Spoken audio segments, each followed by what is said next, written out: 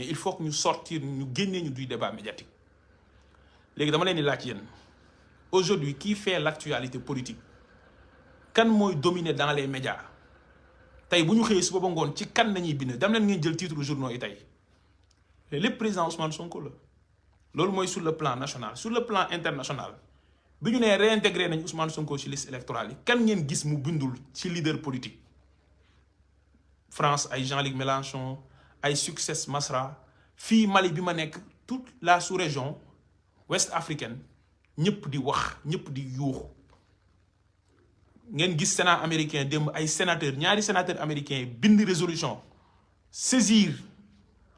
le Sénat américain demandé leen pour Sénégal dañ ko exiger mu organiser ay élections yu inclusive yu transparente yu démocratique amul benn plateau boo xam ne boo invité wul Pastef tam tu vas parler de Pastef c'est Pastef qui occupe l'actualité politique donc finalement qu'est-ce que l'isolement a fait Macky Sall daf ñu tere woon jot sax fiche de parrainage pour bañ ñu animer suñu parti durant les 3 dernières semaines du parrainage foo dem jigéen ñi mag ñu ndaw ñi xale yi tout le monde di wër di parrainer donc l'isolement sur le plan politique n'a pas marché ça n'a pas fonctionné terewuñu ñu animer suñu parti loolu mooy l'échec de la stratégie politique. Maintenant le volet judiciaire de la stratégie nag mooy li ma njëkkoon wax loolu moo nekk di daw ba léegi te ba léegi dafay échouer ci loolu ñoom procès Adji Sarr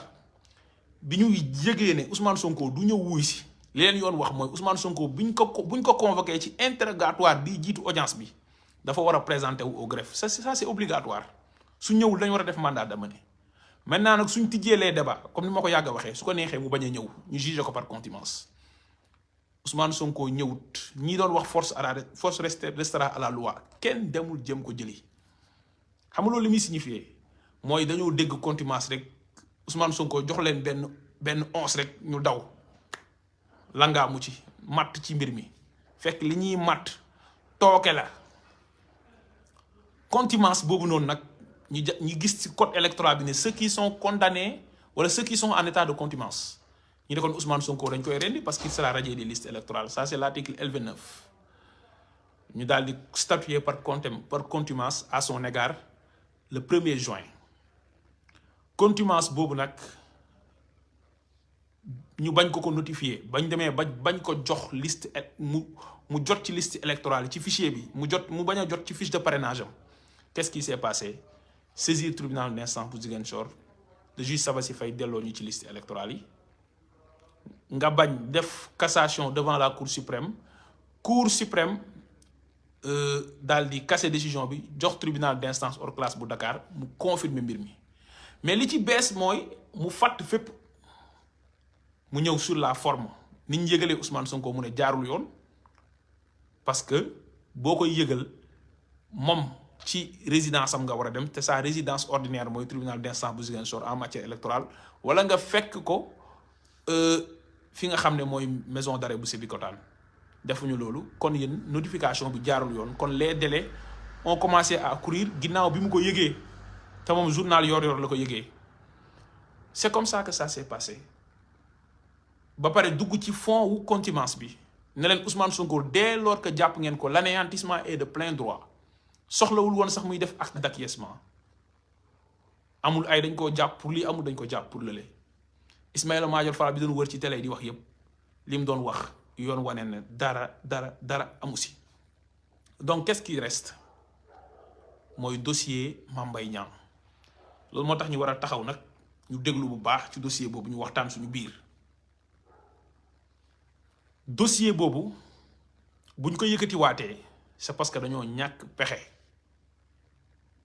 gars yi on tient le bon goût bu fekkoon ne bañ bi ñuy bañ ne duñ exécuter décision bi ñu am tribunal d'instance hors classe bu Dakar bu demander ne ñu réintégrer Ousmane ci liste électorale bu fekkoon ne loolu kese dina doy pour ñoom Ousmane Sonko dossier matul kon bu déposer conseil constitutionnel dañuy rendre sa candidature irrecevable konoon duñu soxla yëkkatiwaat dossier Mame Mbaye Niang le simple fait de yëkkatiwaat dossier bi gars yi lenn rek lay renseigner mooy Ousmane Sonko bu déposer candidature am avec signature ay député ginnaaw bi mu constaté par huissier nga xam ne c'est un officier public lu mu bind dañuy jàpp ne noonu la demee jusqu'à inscription de faux kooku loolu bu ko yóbbee ci kanamu conseil constitutionnel day nangu candidature am parce que mënut a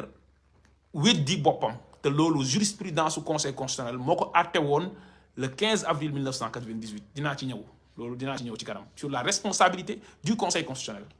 face à l'histoire donc ki daan utiliser fetel su jékki-jékkee commencé sànni xeer parce que amatul ay balu fetel c'est aussi simple wala fetelam dafa yàqu donc Macky Sall bu yëkkati waatee dossier Mame Mbaye Niang gars yi c'est parce que notre candidature reste intacte et Ousmane Sonko reste plus que jamais éligible loolu moom dama bëgg ñun ñëpp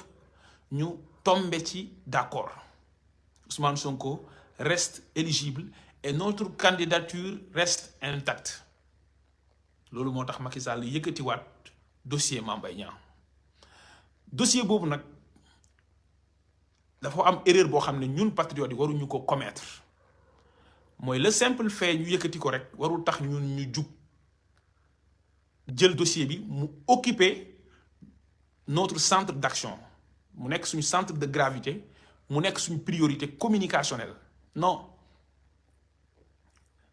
li ñu war a def mooy ci li ñu concentré wu sur le plan politique ñu taxaw ci te dinaa ci ñëw ci fin bi mais tamit du ñu bàyyi ñoom ñu jël seeni chroniqueur seeni journaliste ak ñi faree ci APR dem ci média yi di gëmloo sénégalais yi ne dossier boobu moom bu dañ koy àtte te dañuy confirmer li amoon cour d'appel te bu ñu ko confirmer Ousmane Sonko dootul bokkati loolu aussi on peut pas laisser tomber ça donc il faut qu'il y ait des contre-arguments pour leeral ne li ñuy wax dara du ci dëgg te dinaa ci ñëw donc l'exercice bii ñu def nii objectif bi nekkul pour topp leen ci ñoom loolu nekk le centre de l'actualité politique non l'objectif c'est bañ ñoom ñu dugal ci conscience patriote yi ne non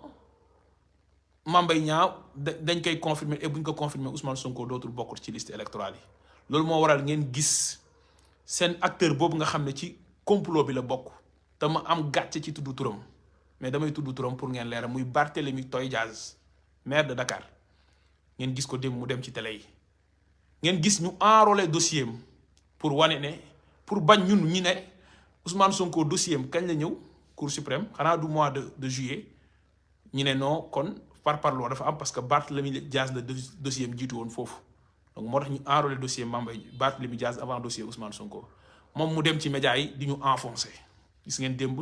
il a fait beaucoup de temps pour démontrer ne Ousmane Sonko il est inéligible il a tout fait pour insister sur le fait que dossier Mame Mbaye Niang dañu ci condamné loo xam ne dara du ci dëgg mais tey ñu xëy ngeen demee ngeen seetaan info du matin bu TFM